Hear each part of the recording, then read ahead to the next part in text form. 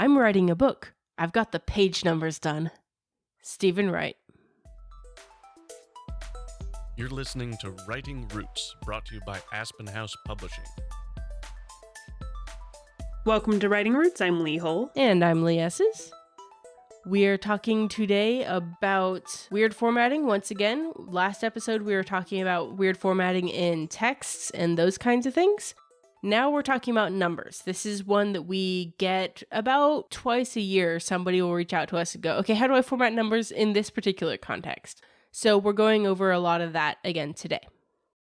Now, this will very largely depend on your chosen style guide. I am heavily influenced by the AP style guide in number formatting, so my answers may not be the same as Chicago Manual of Style answers. But most resources will tell you that it depends on how big the number is. In part, that's kind of true. Smaller numbers should be put in text formatting. 1, 2, 3, 4, usually 1 through 10 should just be written out as the word, not the number. And then from about 25 to about 100, you'll see them do the top of the keyboard numbers. And then once you get into the hundreds and higher, they go back to text. It's a very loose rule. And a lot of this depends on context, and that's what the rest of this episode is about.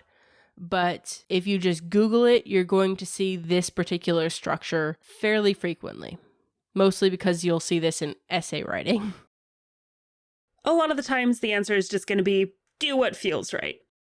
Just like the last episode, it is dependent on your point of view character and how they are absorbing the information. Especially if they are hearing it through dialogue or seeing a height or an estimation and they're making up a number, they're usually going to be written down. But if they are seeing the actual number, then you might get away with typing the number itself instead of the word. And then when you're doing the stuff that your character understands or is thinking through a situation, it's an internal monologue type thing, then you'll see it spelled out mostly according to what we talked about before, with the spelled out and then numbers and then spelled out. So if he's thinking he needed 6 more eggs, that number 6 is SIX. If the license plate ended in 6, then it's between the T and the Y and a little bit higher on the keyboard, that 6. And then if she's saying in dialogue that he's 6 feet tall, then you'll probably spell it out. Whenever possible, avoid numbers, because they are difficult. There's so many rules and differences and preferences. You can often give metaphors instead. You can say they were boulders the size of washing machines, rather than saying the boulders were 300 pounds. I don't know.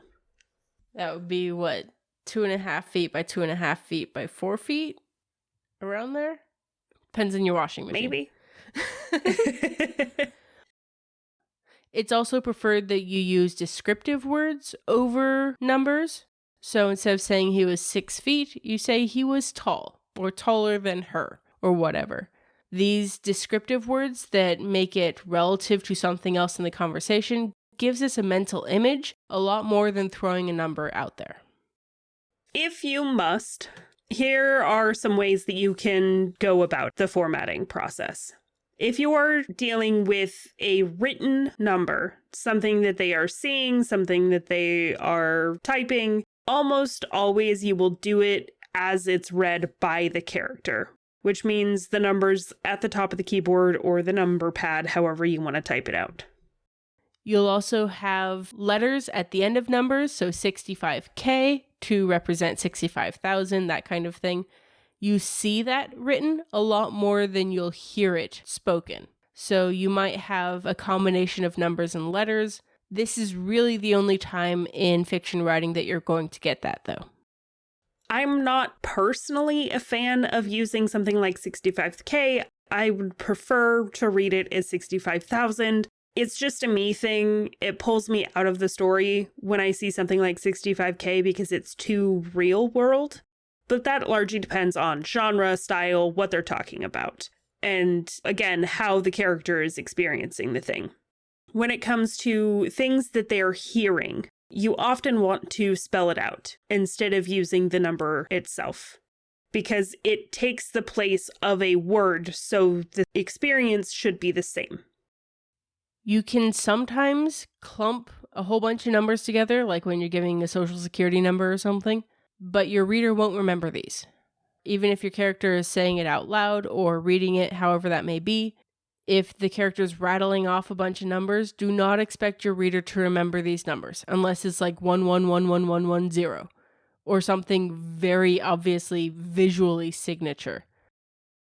A lot of the times when you do encounter something like this, where they have a string of numbers that they're providing, you can just give it out of dialogue. You don't have to give the number itself if it's not actually relevant, because your readers don't need to know the fake phone number of 123-555-3421. That would be a conversation like, "Oh, do you have her phone number?" He gave it to her, out of quotes. And then she responds with, "Thanks."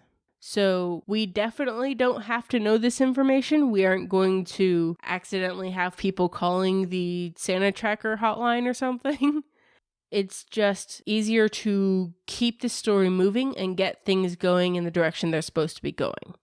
So if your characters are saying numbers, or your point of view character is hearing numbers of some kind, you'll want to spell out the words as much as possible, because that's how they're hearing them, is in a word-based context.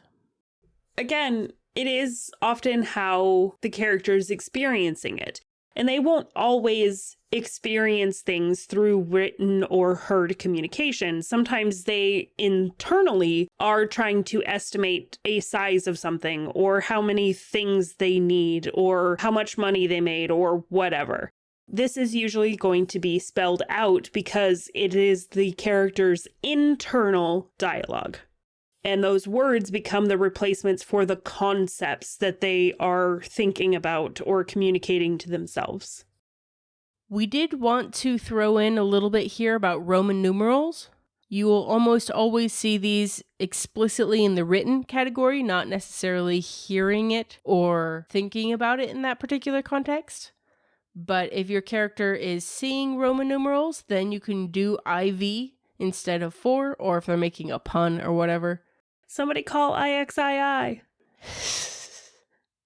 We see a lot of Roman numerals in like military or hyper-urban or dystopian type settings. I see it in groups of locations. So they're in Sector 4. If a character is reading the sign, it'll be Sector IV. If a character is talking to another, you will write out the word 4. And honestly, only one thing in your book should have Roman numerals attached to it.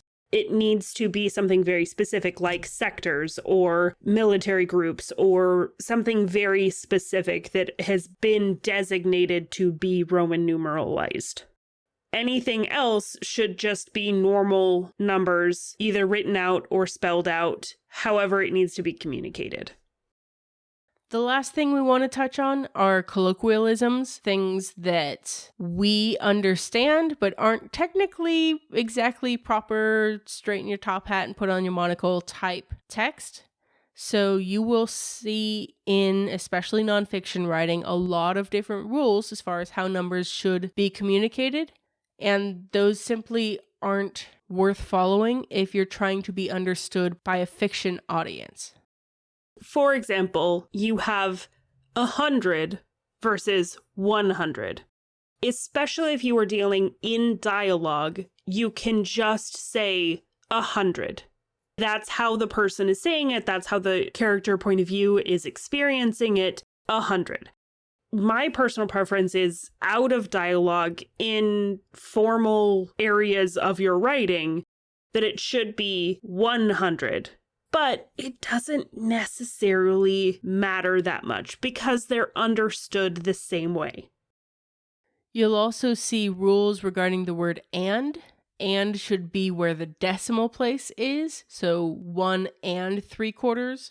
In character dialogue or internal monologue, these kinds of things, you can have it between the hundreds and the tens column as well.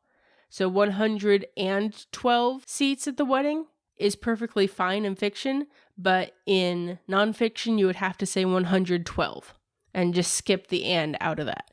Of course, I'm a fan of dropping out and cutting as many words as possible. This is a great place to do it, but it's not absolutely necessary like it would be in nonfiction.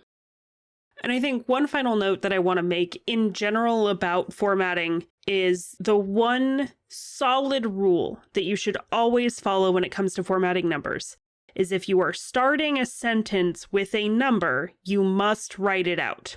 Do not start a sentence with a number and have it be the number itself. It looks terrible. It doesn't feel right. Please don't bother me with it.